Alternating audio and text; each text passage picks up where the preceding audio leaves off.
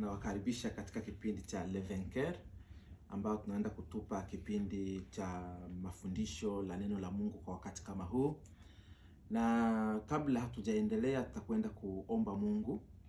Asante Mungu, katika jina la Yesu Kristo, tunakushukuru kwa muda kama huu ambao utaendelea kutupatia. Ubariki huyu msikilizaji, umpe nguvu, afya na amani. Na mimi ambaye utaendelea kunipa neno, utupatie neno ambayo utaendelea kuchangia pamoja kwa wakati kama huu, katika jina la Yesu. Amen. Ndugu wasikilizaji, ninawasalimu katika jina la Yesu Kristo. Mimi naitwa Pastor Alexander, kama vile wamoja wananifahamu na wale wasionifahamu.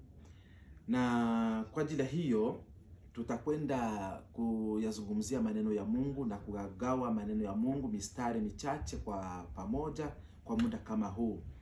Na tuende kwanza kumshukuru Mungu kwa yale yote ambayo Mungu anayotutendea kila siku. Mungu ni Mungu mwaminifu.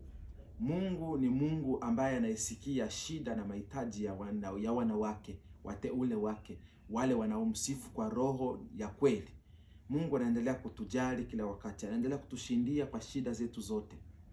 Na kwa muda kama huu ni neno muhimu sana la kuyasikiliza yaliyo mapenzi ya Mungu. Lakini kwa muda kama huu pia Mungu ametusaidia ili kwamba tutawanyishe neno la Mungu katika ulimwengu wote mzima. Mungu ametusaidia kwamba sisi sote tushikamane kwa umoja, ili kwamba kila umoja aifikie toba, kila umoja apokee neno la Mungu. Na ndiyo maana wakati kama huu utaona nafasi zote kwenye ma TV, kwenye ma YouTube, kwenye ma Facebook na nafasi zote tofauti, wote wanakwenda kulihubiri jina la Yesu Kristo. Wote wanakwenda kuhubiri juu ya ufalme wa Mungu, ili kwamba sisi sote tuendelee katika njia moja, tufikie huyu Yesu ambaye ametufia kwenye msalaba. Basi tutakwenda kusoma maneno ya Mungu katika kitabu cha Daniel, Biblia, Daniel sura 2 na mstari wa 46 hadi 47. Ndio kitabu tutakwenda kusoma. Na hapa mimi nina kitabu cha lugha ya Kiswahili. Tutakwenda kusoma. Huenda na wewe unakuwa na kitabu cha lugha ya Kifaransa, Kiswahili na lugha nyingine yako, unaweza kusaidia. Lakini tunakuwa na mafundisho ambayo lugha ambazo zinaeleweka katika watu wote.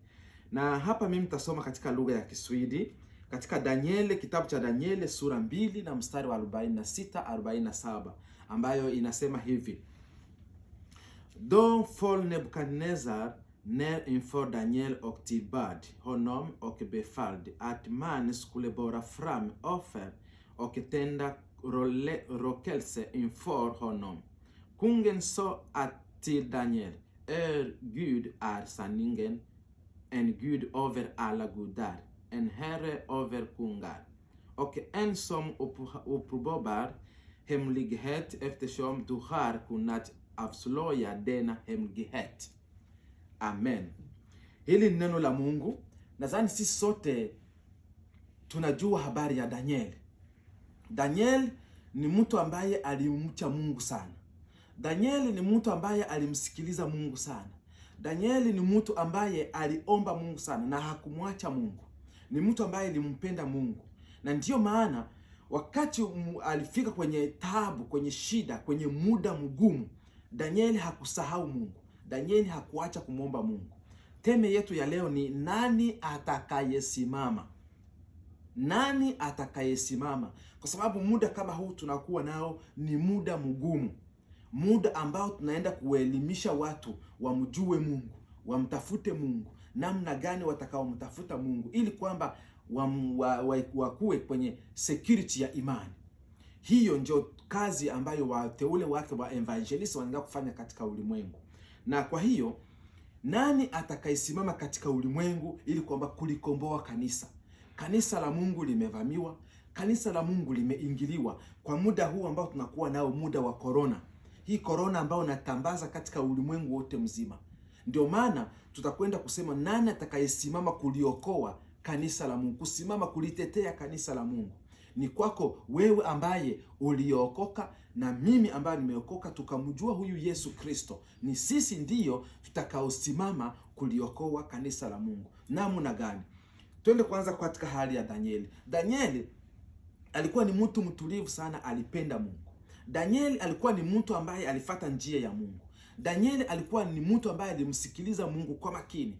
Danieli alikuwa ni mtu ambaye akimtii Mungu. Sharti zote ambazo alijua kwamba hizi zinatakiwa kwa mtu ambaye atakayemfuata Mungu, Danieli alizitimiza. Na walichukuliwa mateka na huyu mfalme Nebukadneza. Huyu mfalme Nebukadneza aliwachukua mateka akawapeleka utumwani. Na huko Nebukadneza alikuwa anajizania kwamba yeye ni Mungu. Alikuwa anasimama katika hali ya kiungu katika nchi yake. Watu walimheshimu, watu walimchukulia katika hali ya juu. Na katika hiyo watu wakataka kwamba watu wamwabudu. Lakini huyu Danieli alisimama, mimi sitaabudu miungu, mimi sitaabudu mtu, mimi sitaabudu kitu kingine isipokuwa nitamwabudu Mungu wa mbinguni. Bwana sifiwe sana. Nitamwabudu Mungu wa mbinguni. Yeye alisimama, alisimamia imani yake, alisimamia haki yake. Danieli alisimamia utu wake wa ndani wa Kikristo. Nani atakayesimama katika hali ya kulitetea kanisa? Danieli katika mataifa yote alisimama katika hali ya imani, na ile imani ambayo imemlinda, imani ambayo ameitetea, imani ambayo ameisimamia ikamsaidia mpaka Nebukadneza mfalme akasema kwamba huyu Mungu wa Danieli ndiye Mungu, wala hakuna Mungu mwingine. Danieli anamuomba Mungu wa kweli kwa sababu aliona msimamo wake anayokuwa ndani. Na sisi kwa muda huu ambao tunakuwa nao, Wakristo wengi wamepoteza. Wakristo wengi tumepoteza. Makanisa mengi yamepoteza. Kwa muda kama huu makanisa haziingii. Kwa muda huu makanisa hatuingii. Hivi tunaanza kutupa mahubiri online. Mahubiri tunatupa kwenye YouTube, nafasi mbalimbali katika vyombo vya habari, ili kwamba habari ipate kuwafikia wote mahali walipo. Hatuna tena muda wa makanisa kukusanyika. Hiyo yote imekataliwa kwa sababu ya wakuu wa nchi waheshimu. Lakini vitu vingine vyote viko wazi. Bar ziko wazi, marestaurant ziko wazi, lakini sisi kanisa limefungwa. Kanisa limefungwa. Sasa nani atakayesimama kulitetea kanisa, wapendwa? Nani atakayesimama kulitetea kanisa? Ni sisi tuliyomjua Yesu Kristo. Ni sisi tuliyookolewa kwa damu ya Yesu Kristo. Tusimame kulitetea kanisa. Simama kuitetea Injili. Simama umtawanyishe jina la Yesu Kristo. Utakaitetea kanisa ni imani uliyokuwa nayo. Ile imani unayo ndiyo itakusaidia kulitetea kanisa. Sababu Mungu kwa wakati kama huu ametuangalia, ametuchunga sisi ambao tumeokolewa. Wewe ambao umeokolewa, dada yangu, mama yangu ambaye umeokolewa kwa damu ya Yesu Kristo. Hiyo ndio Mungu anakuchunga, ili kwamba wewe ndio utakayesimamia kuliokoa taifa, utakayesimama kuliokoa kanisa. Kwa muda kama huu ni sisi ambao tutakalitengeneza, tutengeneze watu, tuwaonyeshe njia ya kweli, tuwaonyeshe njia ya kwenda mbinguni, kwa sababu hakuna kitu kingine.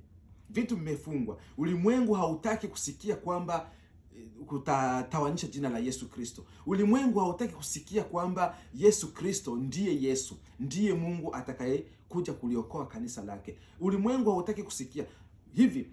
Wameunda vitu mbalimbali ili kwamba wapate kuleta uoga, hofu. Wameleta hofu, wameunda hofu kwa kuleta hii corona. Wameunda uoga katika watu ili kwamba wapate kuogopa, wasiende makanisani, wasikusanyike mahali fulani, kusiwe watu ambao watakusanyika katika hali ya kuomba, lakini nafasi zingine, vitu vingine tofauti vya kidunia watu wamekusanyika. Lakini kwa nini kanisa lisikusanyike? Hilo ambalo utakaloweza kuwaza, hilo ni swali ninakupatia utawaza. Kwa nini kanisa lisikusanyike? Kwa nini wasituambie na sisi tutumie maski, tuvae maski ili kwamba tukusanyike makanisani? Kwa nini wasituambie tuikae Demetre ili kwamba tuikae tupate kukusanyika tumwabudu Mungu ku Demetre? Kwa nini? Lakini restaurant walisema waikae Demetre. Kuangalia mpira wanasema tuangalie waikae kwa Demetre.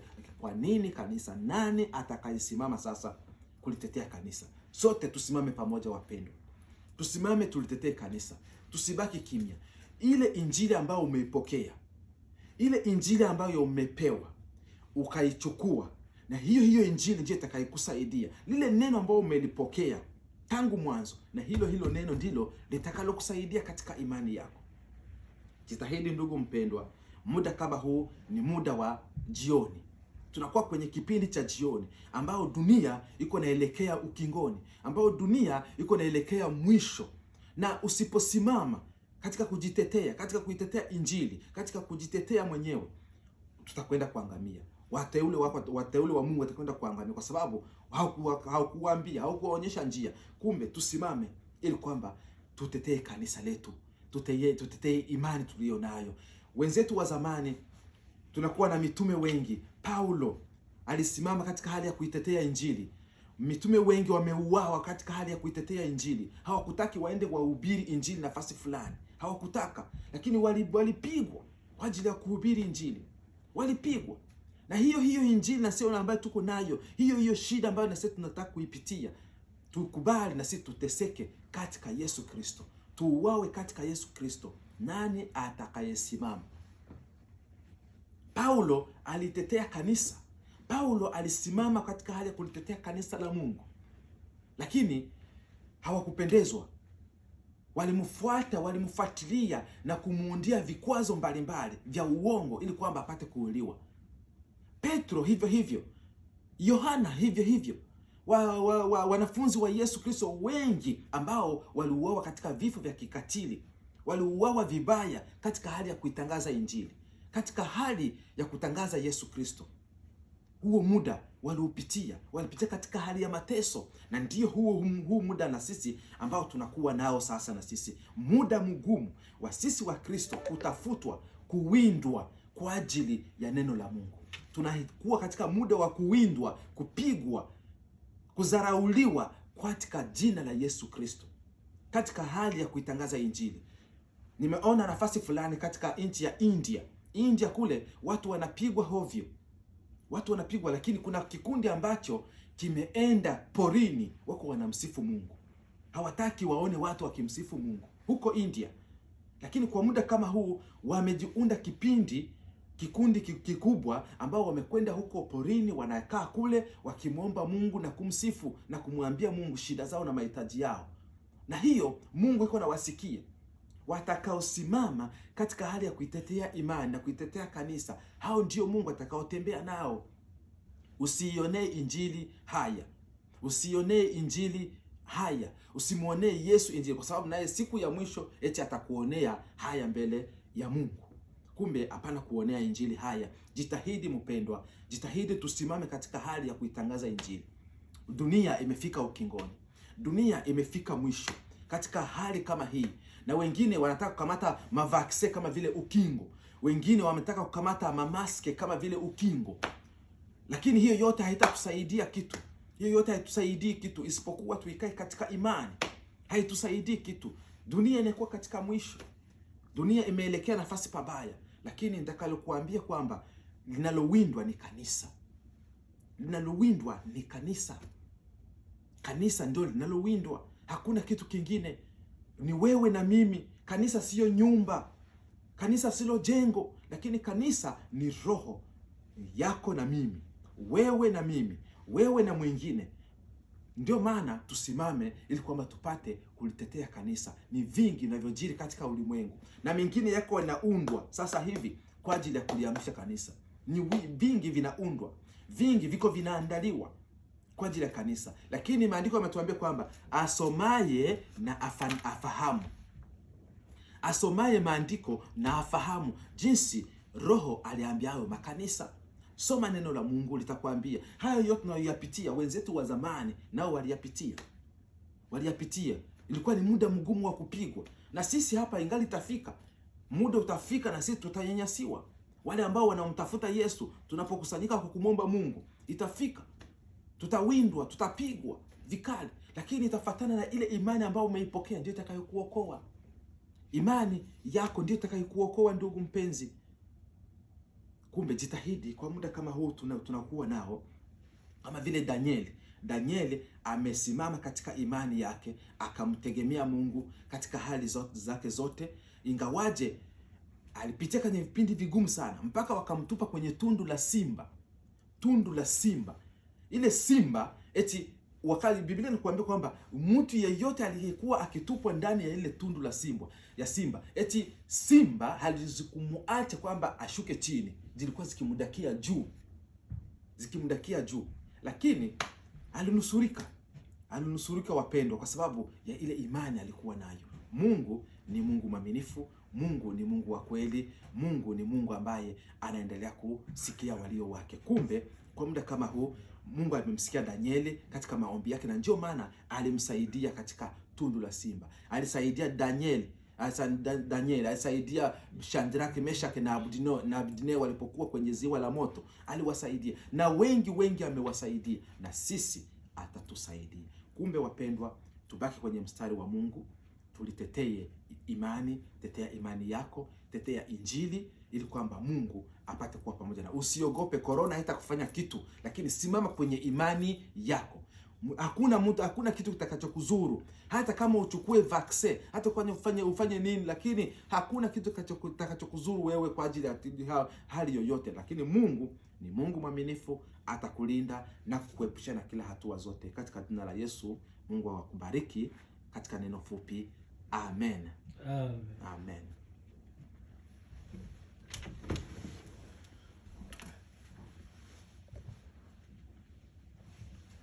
Que Dieu te bénisse, bien-aimé dans le Seigneur, partout où tu es, partout où tu nous suis. C'est vrai, Dieu nous a parlé encore aujourd'hui. Je crois que dans ces temps difficiles, on vient de nous dire ceci, dans ces temps difficiles que nous sommes en train de traverser, qui peut nous sauver? Qui peut nous sauver? Je peux ajouter encore, qui peut te délivrer?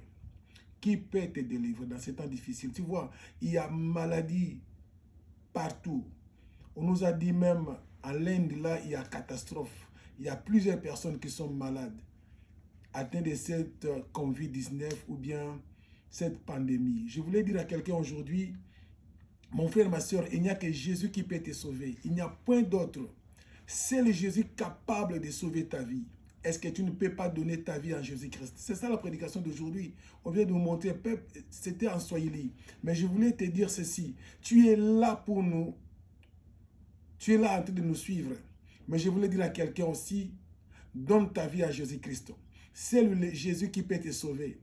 Dans ces temps difficiles que nous sommes en train de traverser, il y a plusieurs choses qui se manifestent. Ce n'est pas seulement la maladie. Il y a aussi des catastrophes qui se manifestent. Il y a des volcans, il y a des inondations, il y a plusieurs choses. Alors, mon frère, ma soeur, partout où tu nous suis, est-ce que tu ne peux pas abandonner ou bien donner ta vie en Jésus-Christ? Jésus-Christ a besoin de toi. Alors c'est pour cela que je voulais dire à quelqu'un, sois prêt. Ne sois jamais fatigué. Sache une chose, qu'il y a quelqu'un qui peut sauver ta vie, votre famille, ton couple, ta femme, ton homme, tes enfants. Il n'y a que seul Jésus qui peut le faire. Alors c'est pour cela, nous voulons dire à quelqu'un, sois béni pour cette prédication d'aujourd'hui. Sois richement béni et ne restez pas toi seul. Veuillez aussi partager cette prédication avec les autres. Cela aussi fera du bien. Je sais qu'il y a des gens qui ont des problèmes, mais tu peux nous suivre chaque dimanche. Comme ce dimanche, nous n'étions pas en ligne, nous étions en ligne. Le dimanche qui vient, nous ne serions pas, mais le dimanche qui vient après, il y aura une autre prédication en Swahili. Mais je voulais dire à quelqu'un, soyez toujours connectés, aimez notre page et Dieu va te bénir. Je sais, avec toutes ces douleurs, mais il y a des gens qui vont s'en sortir. Toi, ensemble avec Jésus, tu vas te sortir. Que Dieu te bénisse abondamment. Soyez bénis là où vous êtes. C'était notre humble serviteur qui est ensemble avec nous. Aujourd'hui, c'était le pasteur Alexandre et moi, le pasteur Charlie Matona de l'église Le Vainqueur. Que Dieu vous bénisse abondamment. Amen. Bye bye.